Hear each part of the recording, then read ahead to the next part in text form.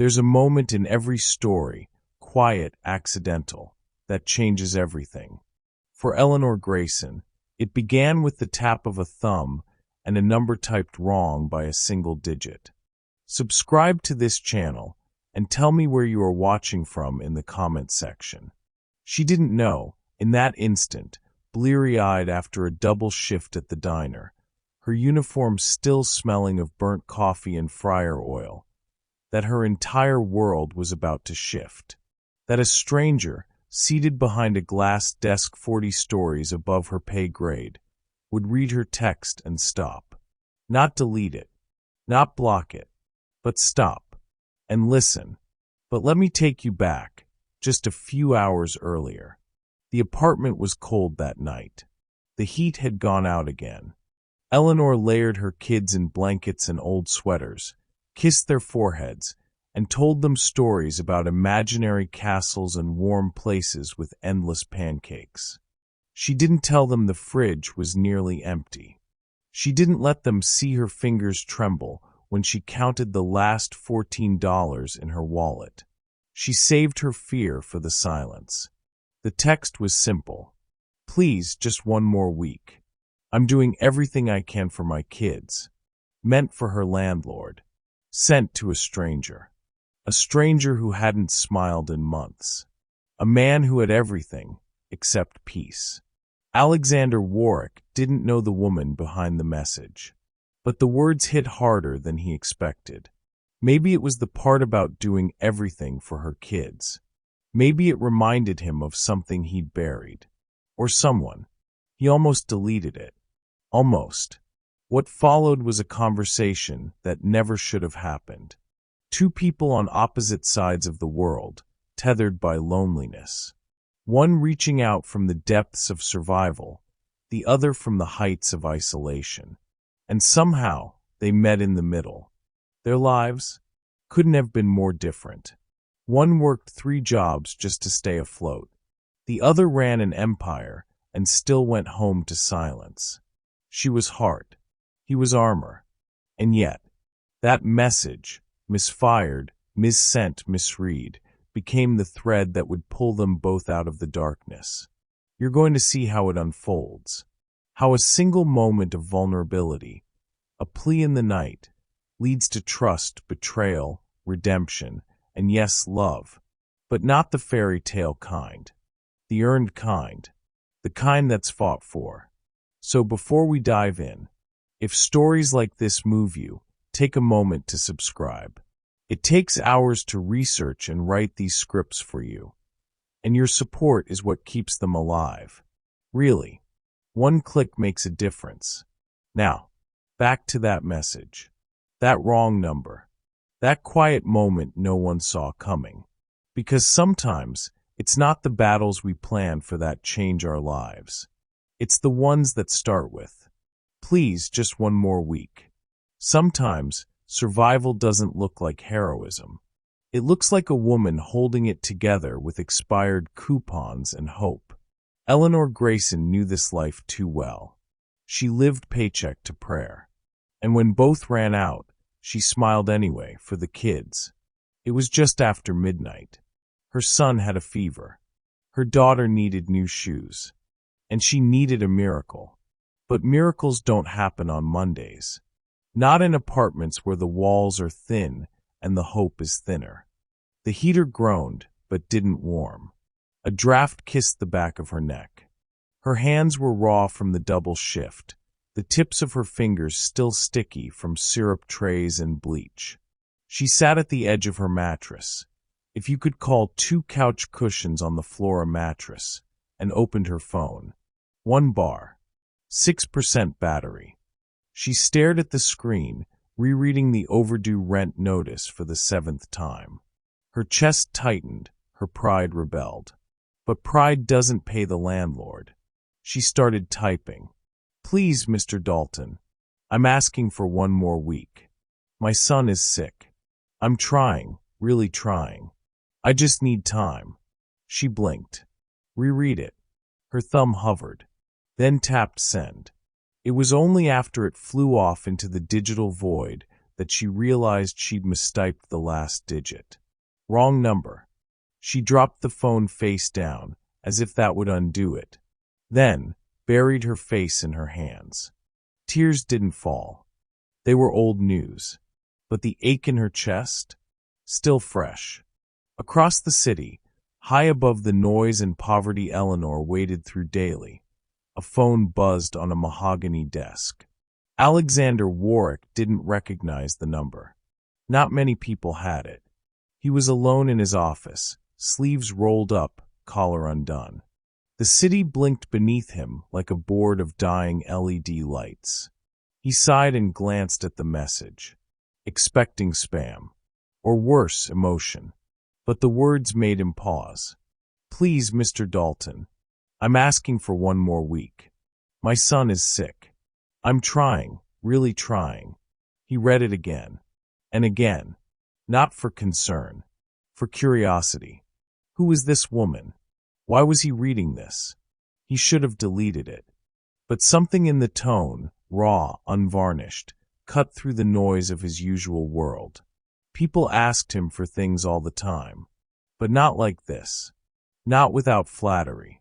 Not without masks. For a moment, he just stared out the window. Silent. Still. Then he typed back, almost without thinking. You've got the wrong number. He hit send. That should have been the end of it. Back in her apartment, Eleanor saw the reply flash across her screen. Her stomach dropped. Of course it was the wrong number. Because why would life hand her even one small break? She quickly typed back, I'm so sorry. Please ignore that. She threw the phone aside and sank back, embarrassed. Mortified, really. Just one more mistake to add to the pile. But then another buzz. New message. From the same number. Is your son going to be okay? Eleanor blinked. Was this some kind of scam? Why would a stranger care? We'll manage, she typed back. Short. Distant. Safe. I could help. No strings. She stared at the screen. What kind of help? Who is this? No strings? That was a lie men told in movies right before they showed you the fine print. Thanks, she replied. But I don't take charity from strangers. Then came the answer. Smart policy. I'm Alex. Now I'm not a stranger. A small, dry laugh escaped her lips. The audacity. The weirdness. The odd comfort of it all. She didn't reply right away. Instead, she looked at her son, curled up in a nest of blankets. His forehead was warm. Too warm. The medicine would run out tomorrow. Groceries were already rationed. And payday was 4 days away. Eleanor hadn't asked for this conversation. But something about Alex felt off-script. Not creepy. Not slick. Just curious. Calm. Maybe lonely. Why would you help someone you don't know? She asked. On the other end of the city, Alexander typed slower this time. Let's just say, I remember what it's like to need help and not know who to ask. It wasn't a full truth, but it wasn't a lie either. What would you have done if a stranger responded to such a private text? Would you shut it down, or let the door stay open, even just a crack? Let me know in the comments. The next message came while Eleanor was folding towels that didn't match. What formula does he need? She stared at it for a full minute. 2 maybe. As if it might rewrite itself into something more sensible. She hadn't said anything about formula. Hadn't even mentioned her baby was a baby.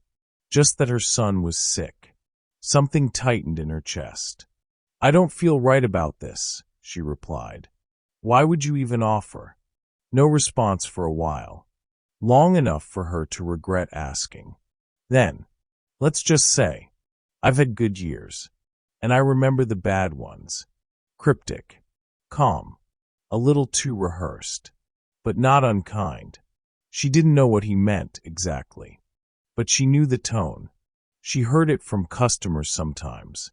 The ones who tipped too much and said keep it like they were trying to erase their own ghosts.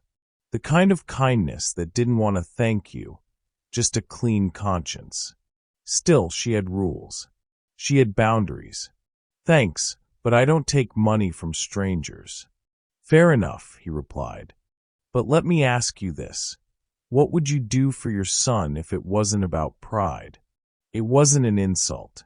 It wasn't even sharp. Just pointed. Eleanor didn't respond. Because the answer was everything. Everything and more. She went to bed that night with her phone on the floor, face down, just in case the universe was still watching. By morning, the fever had dropped a degree. She called out of work, slept a little, fed her kids the last of the oatmeal. By noon, another message came. I'm not trying to overstep, but if you change your mind, just send me your Venmo. No strings, no name, just help. Eleanor held the phone like it might bite her. Who is this guy? She clicked his number, searched it online. Nothing. No name. No photo. Just Alex. No emojis. No flirty lines. No late-night texts asking for pictures. And still she hesitated. She thought of the groceries she couldn't buy. The medicine she'd cut in half last night to stretch the bottle. The wet cough that made her son's sleep twitchy and thin. Finally, she typed, at E.Grayson34. But I don't want more than $40. Just enough for the formula. That's it. She hit send. Then sat there, staring at the wall, heart racing like she'd just bet her soul. Her phone buzzed. Payment received. $400. Her breath caught. No, this was too much. This wasn't right. She typed fast, panicked. This is way too much. I can't accept this. It's not a loan. It's an advance.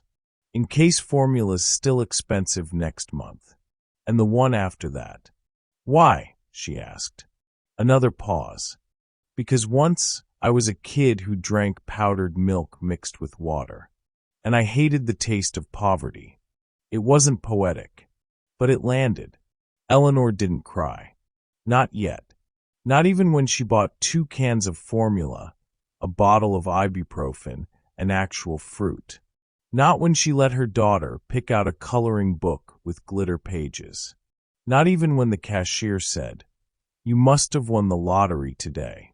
But later, at home, as she poured a clean bottle with shaking hands, watched her baby drink with peace in her eyes, and heard her son cough a little less. That's when her eyes burned. Not because $400 solved everything. It didn't. But because someone had seen her, really seen her, and hadn't looked away. Across the city, Alex watched the confirmation screen on his phone. He could have gone further. Could have sent more. Could have explained who he was. Could have ended the guessing game. But he didn't. Because anonymity was armor. And this wasn't about him. At least, that's what he told himself. But as he sat alone in a penthouse where the marble echoed and the windows never opened, he realized something he hadn't said in the text. This wasn't charity. It was connection. Later that evening, Eleanor sent a final message. "Thank you, Alex. You helped more than you know." He replied a minute later. "Take care of your family. That's all the thanks I need." She saved the message. Not for nostalgia, but for proof that somewhere out there, in the blur of survival and systems and struggle, a stranger had answered her desperation with kindness and didn't ask for anything in return. Do you believe in help from strangers, or is it always too good to be true? Drop your thoughts in the comments. I'm curious where you stand. Eleanor wasn't expecting another message. She'd already chalked the whole thing up to some strange digital miracle. A fluke. A blip in the chaos. And by some unwritten law of the universe, flukes don't repeat themselves. But the next morning, there it was. "Hope your daughter slept better. I have a proposition for you." She blinked. "Proposition?" Immediately, her stomach sank. There it was, the string. She knew it was coming. They always came eventually. No one just gives money and disappears. What kind of proposition? She typed, her fingers stiff. The reply came fast. Professional, not personal. That narrowed things, but didn't exactly calm her. I run a company, Warwick Enterprises. We're looking for someone with accounting skills for a short-term project. Your brother James mentioned you were looking for work. Her heart stopped. How did he know about James? How did he know anything? She sat up straighter, the tension crawling across her skin like static. How do you know my brother? How do you know I'm an accountant? No emojis. No friendly tone.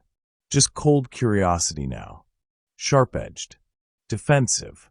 The next message explained everything. Or tried to. Your number is almost identical to James Connor's. He works in my HR department. I mentioned your message. He realized who you were. He speaks highly of you. That gave her pause. It sounded plausible. Weird, but plausible. Still, she'd kept her profiles private. Locked down. She didn't post resumes. She didn't tell people how bad things had gotten. So this was all a coincidence. Completely. But maybe a fortunate one for both of us. He went on. Warwick Enterprises was prepping for a major merger. There were irregularities in the financial records. They needed someone with a sharp eye and no internal ties. It was a 3-month contract with potential for more. And they needed her to come in. Tomorrow. She didn't respond right away. She made Lily's bottle. Wiped the kitchen counters with vinegar because she was out of cleaner. Folded laundry that wasn't entirely dry. And sat on the floor thinking, while her daughter played with a plastic spoon. A job offer from a man she didn't know. From a number she misdialed. Could that really be real? The safe answer was no. The smart answer was maybe. But the honest answer? She didn't have the luxury to turn it down. The next morning, Eleanor stood in front of the mirrored glass tower that housed Warwick Enterprises. It shimmered like something out of a movie, polished, untouchable. She adjusted the carrier strap over her shoulder, brushing invisible lint from her thrifted blazer. Lily cooed softly, half asleep, and Eleanor took a breath. Inside, the security guard was already expecting her. "Emma Baker?" he asked. She nodded, confused. "Top floor. Martha will meet you at the elevator." Everything moved quickly after that. Too quickly. She was guided through a marble lobby that smelled like eucalyptus and money. Escorted into a private elevator that whispered instead of dinged. And ushered into a corner office suite that could have passed for a 5-star hotel. She was still adjusting to the couch when a voice interrupted her thoughts. "She looks peaceful." She turned. The man standing in the doorway was tall. Sharply dressed, but not stiff. Late 30s, maybe early 40s. Salt and pepper hair. Watch that probably cost more than her rent. But his eyes. Tired. Kind. Guarded. "Mr. Warwick?" she asked, standing too fast. "Thank you for seeing me." "Alex, please," he said, crossing the room with a quiet, grounded confidence. "And thank you for coming in." They shook hands. His was warm, brief, and businesslike. Then the awkward silence arrived. He gestured toward the chairs. "I should explain," he said finally. "Yesterday's texts. I don't make a habit of sending money to strangers. And I don't make a habit of accepting it," she replied, her tone firmer than expected. "Fair." He nodded, not offended. "But full transparency. Yesterday was the anniversary of my daughter's death. Charlotte. She would have been 7. Eleanor froze. She hadn't expected that. Not the sharp detour into grief. "I'm sorry," she said softly. "Leukemia. She fought for 3 years," he continued, gaze drifting to Lily. When I got your message, it felt like maybe a chance to help someone the way I couldn't help her. Her defenses wavered. For the first time, she saw not just the billionaire, but the father. The man who'd once rocked a feverish child in the middle of the night and wished for something, anything, that would make it stop. He handed her a folder. Here are the job details. 3-month contract. Flexible hours. Full salary and benefits. You'd report directly to me. She scanned the page. The salary made her eyes blur. This is generous, she said. Too generous for temporary work. We pay for quality, Alex replied. And we need integrity. She didn't know what to say. Her instinct was to walk. Too fast, too perfect, too suspicious. But then Lily stirred. And the weight of her life, the rent, the debt, the never-enoughs, settled on her again. I'd need flexibility, she said slowly. And I can't afford childcare. We have on-site daycare, he said. And until a spot opens, there's a private conference room in my suite. You can work from there. No hesitation. No negotiation. Like he'd already decided. Eleanor stared at him. Something still felt off. But not dangerous. More like unfinished. Okay, she said finally. I'll do it. That evening, she walked home with groceries in one hand, Lily in the other. Her feet hurt, but her heart felt lighter. Because maybe, just maybe, she was stepping out of the fog, into something new. Would you trust someone who offered you a dream job out of nowhere? Or would you walk away, even if it meant staying stuck? Drop your thoughts in the comments. I'd love to know what you'd do. Time didn't move the same on the top floor. It was quieter there, thicker somehow, like the air carried more decisions than oxygen. Eleanor settled into her corner space, a glass-walled conference room turned temporary office. A soft rug underfoot, a portable crib for Lily, a coffee mug she didn't have to rinse 3 times before using. Everything felt intentional, but not quite real. And then there was him. Alex didn't hover. He didn't ask invasive questions. But he noticed. He always noticed. On her second day, he walked in holding a small stuffed owl. My daughter had the same one, he said, placing it near Lily's playmat. She used to chew on its wing until it frayed. Eleanor watched him gently set it down, like it still meant something. Or maybe everything. Charlotte, right? She asked quietly. You mentioned her. Alex nodded. Then, something in him shifted. A breath caught between memory and confession. She was 6 when she passed. Stronger than most people I know. Even me. He didn't flinch when he said it. Didn't pause for sympathy. It was just fact. And yet, his voice cracked on that last word. Me, like he still wasn't sure he'd forgiven himself. Eleanor didn't push. She just nodded, and for the first time, he stayed a little longer.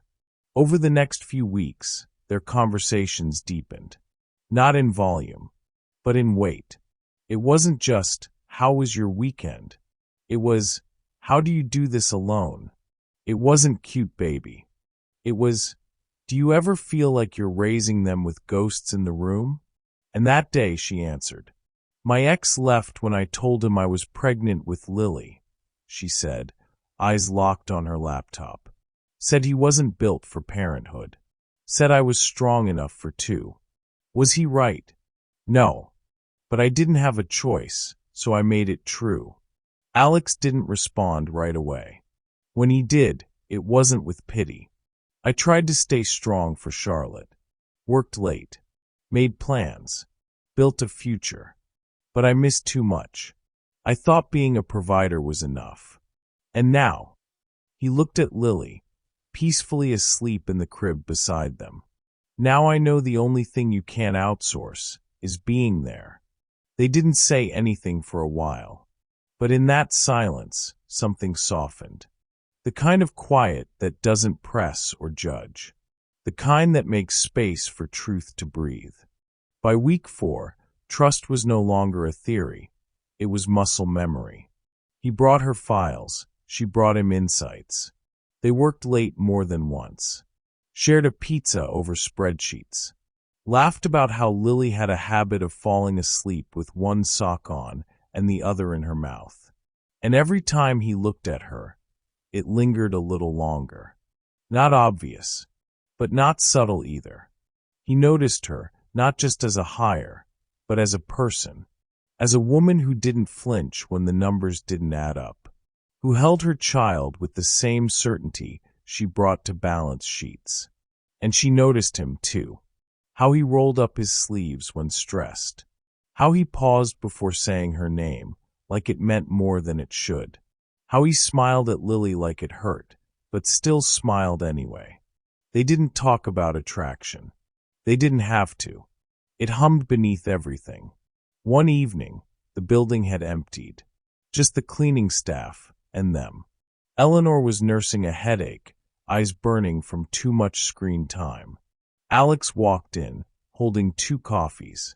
"You looked like you needed one," he said, placing the cup beside her. "And I needed an excuse." She raised an eyebrow. "To do what?" "To see if you'd let me ask something that isn't work-related." He said it like a risk. She leaned back in her chair, curious. Guarded. "Go on. What do you want after this? After this project ends, the contracts, the deadlines, what's the actual dream?" Eleanor wasn't ready for the question. Not because it was too forward, but because it had been years since anyone asked. She exhaled. "A real home, where the lights stay on, where my kids don't ask if we're moving again. A job I don't have to beg for. And maybe someone who shows up." He didn't respond right away. Just nodded. Took a slow sip of coffee. Looked like he wanted to say something he wasn't sure he had the right to say. So she broke the silence. "What about you?" His eyes stayed on the crib. "Peace. Not silence. Actual peace. I want to stop wondering if I'm only valuable when I'm working. And I want to be chosen. Not because I can offer something, but because I'm enough." That landed like thunder in a quiet field. They were both quiet after that. But the silence wasn't empty. It pulsed. When she left that night, he walked her to the elevator. Held the door. Didn't say too much. But just before it closed, he said, "You're doing better than you think, Eleanor." And for the first time in years, she believed it. Not because he said it, but because of the way he said her name, like it mattered. What do you think? Is shared pain the strongest foundation for love? Or does it make things too complicated? I'd love to hear your take. Drop it in the comments. Some truths don't shout. They whisper. They hide between lines and ledger sheets, in the gaps where numbers should add up, but don't. Eleanor had been staring at the same column of figures for over an hour. Something was off. It wasn't obvious, not unless you were looking for it. But she was. She always was. One account here, another there. Small discrepancies, just a few thousand, spread thin over multiple divisions. Individually?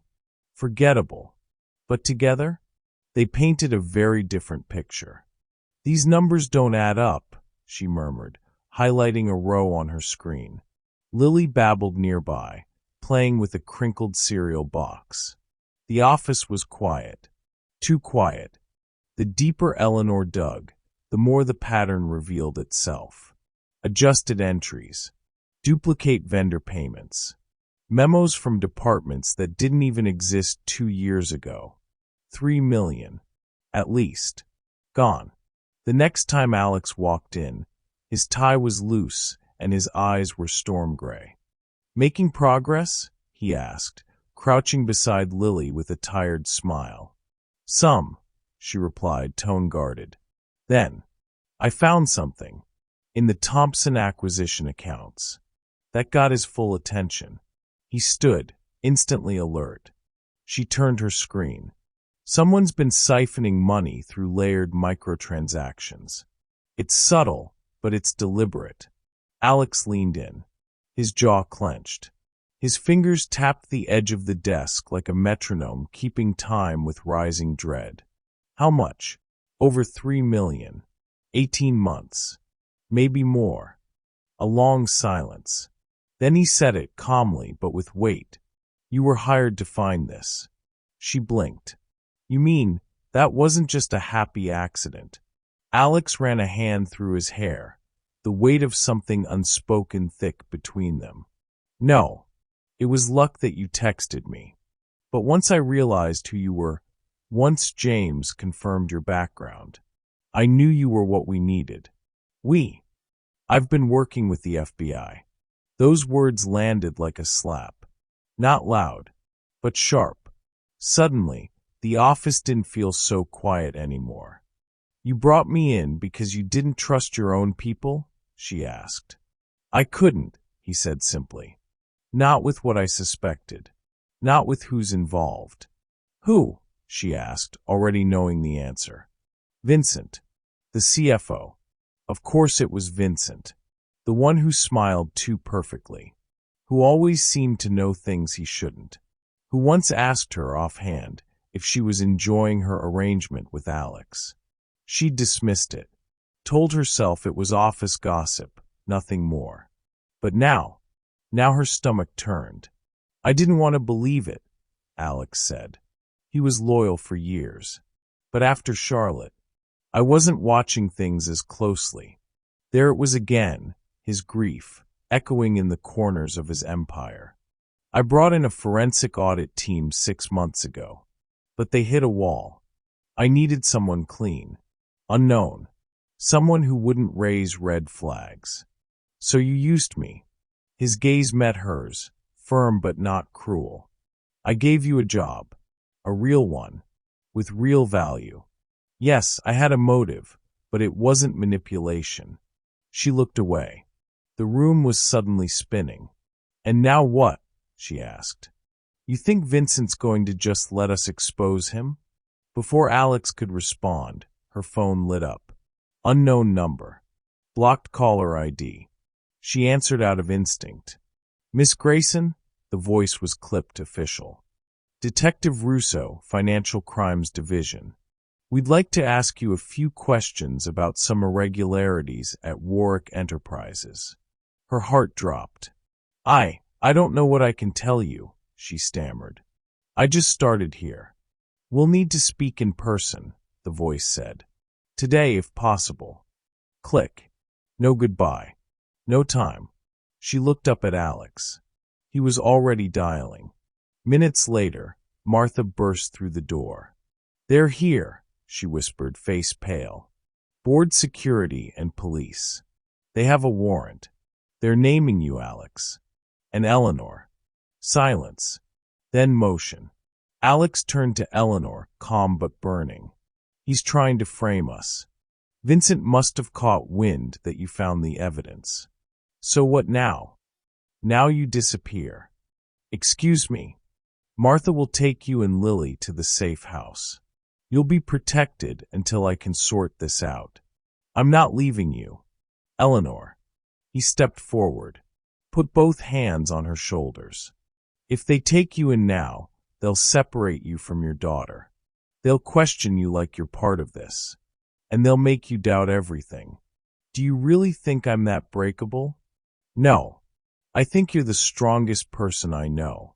That's why I need you to stay free. She looked at Lily, then back at him. How long? A day. Maybe 2. I have a contact at the bureau. They know what we're doing. We just need to make it through this. He stepped back, grabbed a folder from his desk. Everything you found, it's in here. Martha will keep it safe. And you? I'll buy you time. Just before she left, he handed her an envelope. There's an account in your name.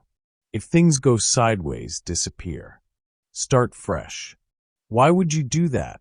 She whispered. You barely know me. He met her eyes. I know enough. Would you go into hiding to protect someone you barely knew, but trusted? Even if it meant risking everything to do the right thing? Tell me in the comments. I want to hear your honest take. The apartment was quiet. Too quiet. Eleanor paced the living room of the safe house, phone clutched tight, mind spinning faster than her body could keep up. Lily was finally asleep, tucked into a crib that had appeared out of nowhere, like everything else Alex had planned for without her knowing. And maybe that was the problem. Everything had been planned. Everything. The text, the job, the office with a private conference room, the flexible hours, the paycheck that came right when she needed it most.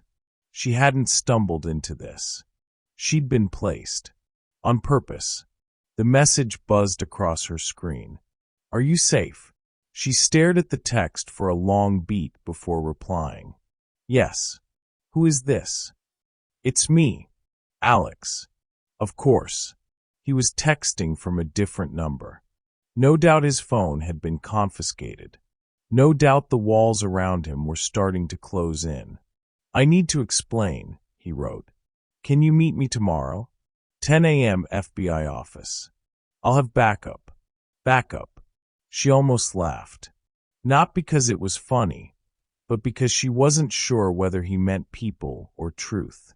The next morning, she left Lily in Martha's care and walked into a gray building that didn't look like justice. It looked like a DMV, but colder. Alex was already there. He looked rough, hair tousled, dark circles under his eyes, a tension in his shoulders that hadn't been there before. But when he saw her, he smiled. Not big, just enough to be real. You came, he said softly. I almost didn't, she replied. She didn't sit right away. He didn't blame her. You lied to me. I didn't lie, he said. I just didn't tell you everything. You used me. I needed you. He let the words hang there. Didn't try to dress them up or water them down. You were smart, quiet, unconnected to anyone Vincent could manipulate. I didn't know how else to protect the company without drawing suspicion. So I was bait. No, his voice caught. You were the solution. That didn't make it better, but it did make it honest. Eleanor sat, finally. Her jaw clenched, eyes burning with the kind of anger that comes after betrayal, but before understanding. All those nights you asked about my dreams, my past, my fears, were those scripted too? No, he said quietly. That part was real. All of it. He pulled out a folder. Thick, heavy, labeled and tabbed in places. You were never just part of a plan. You found things even my investigators missed. And now, you're the only one who can walk the board through what's really going on. She flipped through the pages. Her own work. Clean. Precise. Damning. Millions laundered through shell companies. False accounts. Ghost vendors. Vincent's digital fingerprints on every file. We have one shot, Alex said. They're meeting today. Vincent will try to frame me, and you. The board won't believe words. They need evidence, and a voice that isn't mine. You want me to testify. Not in court. Just the room. Just the truth. An hour later, the FBI walked her through the plan. Room layout. Seating order. Emergency exits. Because this wasn't just about business anymore. It was federal. It was criminal. And it was personal. Do I need a lawyer? She asked. No, Agent Keller said. You need courage, which you seem to have in abundance. Eleanor wasn't sure about that, but she was sure of one thing. She couldn't let Vincent win. She couldn't let him take down the one person who, despite everything, had shown up when no one else had. By 3 p.m., they were in the building. Alex in a tailored suit that somehow still looked tired. Eleanor in the same blazer she'd worn to her first interview, her shoulders squared as if stitched from steel. She waited in the adjoining room while the meeting began. A screen showed the live feed. She watched Vincent stand, voice smooth and practiced. "It pains me to say this," he said, sliding folders across the table. "But the evidence is clear. Alexander Warwick, in coordination with an outside accomplice named Eleanor Grayson, has been moving company funds to offshore accounts." She felt her stomach churn at the sound of her name. He said it like a stain, but Alex didn't flinch. "Those are serious accusations," he said. "I assume you have proof." "The folders contain all the documentation," Vincent replied. "I'd hoped to be wrong, but the numbers don't lie." That was her cue. Agent Keller opened the door. Eleanor walked into the boardroom, heels silent on marble, eyes steady. Vincent's expression barely changed, but his hands twitched. "Miss Grayson?" he asked, a mocking edge in his tone. "Here to defend your benefactor?" "No," she replied. "I'm here to show you what real evidence looks like." She passed out her reports, walked the board through every transaction, every false vendor, every payment that vanished into a shell corporation Vincent controlled. She didn't raise her voice. She didn't need to, because the truth doesn't shout when it's sharp enough to cut. Vincent tried to interrupt, tried to shift blame, tried to stand, but before he could reach the door, FBI agents stepped forward, cuffed him, read him his rights. He didn't look at her. Not once. But Alex did. And for the first time since this started, she saw it, relief. Not just that the danger had passed, but that she had stayed. Later, in his office, quiet again, Eleanor held Lily in her lap, watching her tug on the ear of that same stuffed owl. Alex sat across from her, arm bandaged from a scuffle that nearly broke out when Vincent panicked. "I don't expect you to forgive me," he said, "but I wanted to say thank you." She didn't respond at first, just watched Lily. Watched the child who had no idea how close they'd come to losing everything. "You should have told me," she said finally. "But I understand why you didn't." He looked up. "You do. You were protecting something bigger than yourself. I've done that too. Then, I'm still angry, but I'm not walking away." And there it was. Not forgiveness. Not yet. But the first step. Would you forgive someone who lied to you, but ultimately saved your life? Even if it hurt? Even if the trust came second? Let me know in the comments. This one's complicated.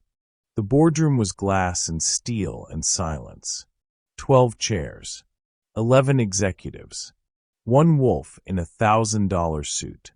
Vincent stood near the head of the table, flipping through pages like a man bored by his own performance. "As outlined," he said smoothly, "the transfers were made using Alex's credentials, authorized by Eleanor Grayson, who, as we now understand, has no formal employment record in our system." Curious, isn't it? The board shifted uncomfortably.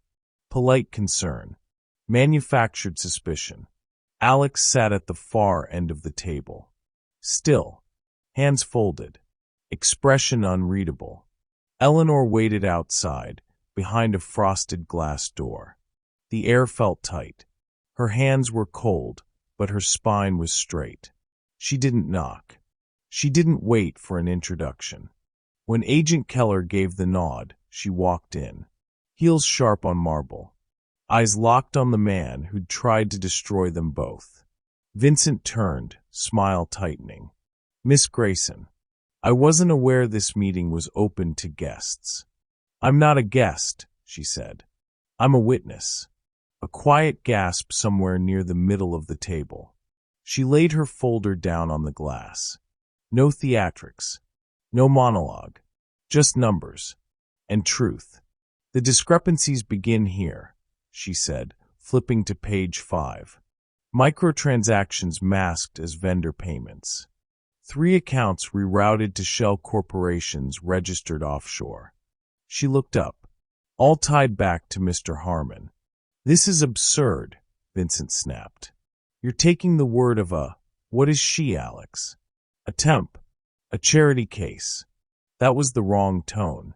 Even the board noticed it. I'm an accountant, Eleanor said evenly. And I have documentation of every dollar you stole. Lies, Vincent barked. Fabricated data. Alex planted it. Actually, Keller said from the back of the room, stepping forward, badge visible. We did. Vincent paled. And for a brief second, the mask slipped.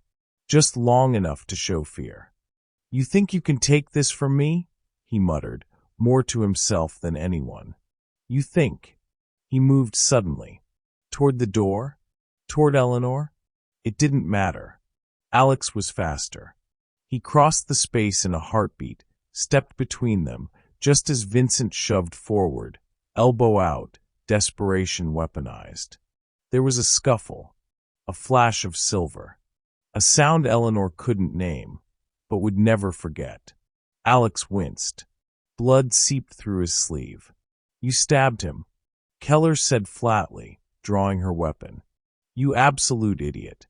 FBI agents swarmed in. Vincent hit the floor, face down, still swearing. The boardroom fell quiet again, except for Eleanor. She knelt beside Alex, who was trying, failing, not to grimace. It's just a scratch, he said, biting back a hiss.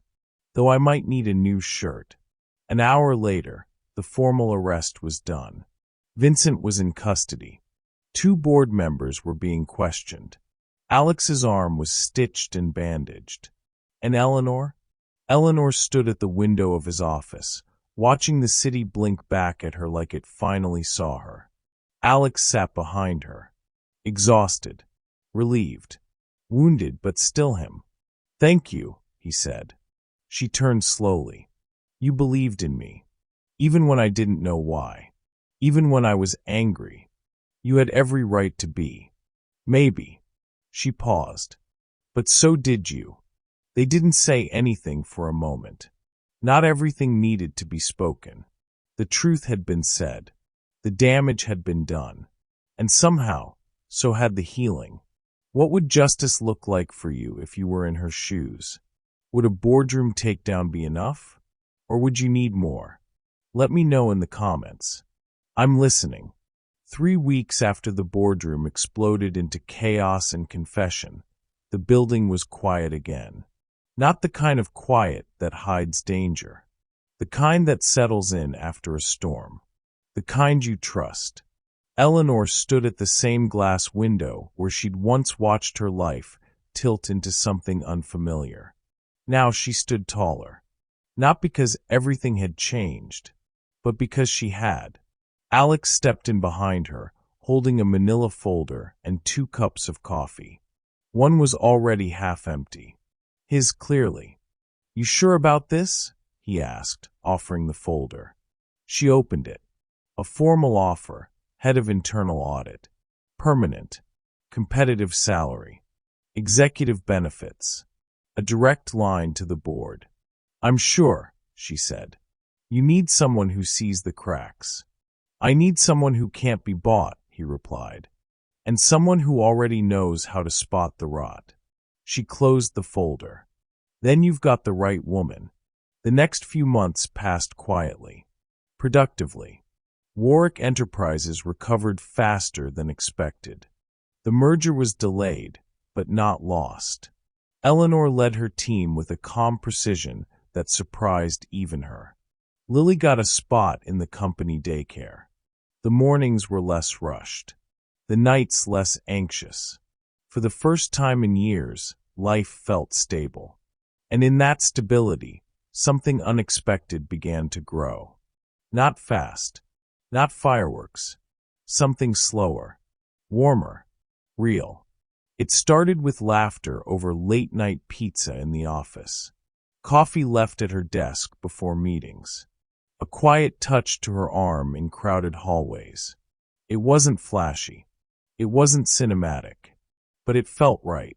6 months later, The company's holiday party filled the atrium with champagne, soft jazz, and the occasional CEO dodging awkward dance invitations. Eleanor stood near the tree, Lily in her arms, now toddling, grabbing ornaments with sticky hands. Alex found them easily. Of course he did. She's eyeing that star like she owns the company, he said with a grin. Give her 2 years, Eleanor replied. She'll be correcting quarterly projections. He laughed. Really laughed.